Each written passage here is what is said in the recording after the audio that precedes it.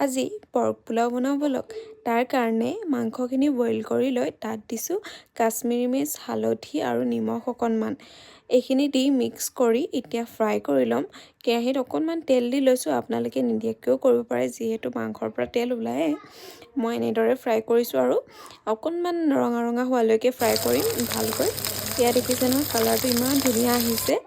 এইখিনি ফ্ৰাই কৰি লৈ তাৰপাছত মই কুকাৰত অকণমান ঘিউ দিছোঁ, মানে 3 চামুচমান জোখৰ ঘিউ দিছোঁ দেই।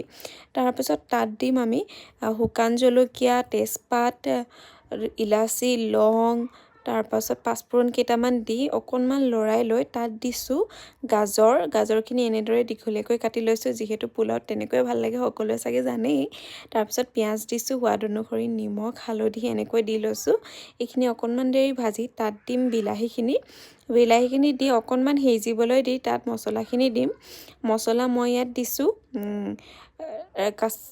কাশ্মীৰী মিৰ্চ, ধনিয়া পাউডাৰ, জিৰা পাউডাৰ, গৰম মছলা, তাৰপাছত পৰ্ক মছলা আৰু আদা নহৰু পেষ্ট।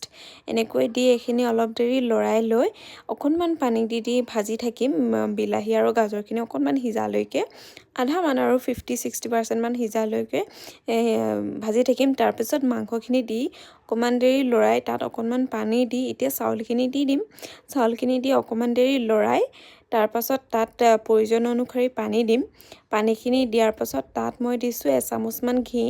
আপোনালোকে নিদিলেও হ'ব, কিন্তু দিলে এটা ঘিৰ গোন্ধটো বেছিকৈ আহিলে পোলাওত এনেও ভাল লাগে নহয় জানো। তাৰপাছত চিটি কেইটামান মাৰি আৰু আমাৰ পোলাও ৰেডি। এয়া দেখিছে নাই কিমান ধুনীয়া হৈছে কালাৰটো, খাবলৈও বিৰাট টেষ্টি হয়। আপোনালোকে এবাৰ ট্ৰাই কৰি চাব দেই।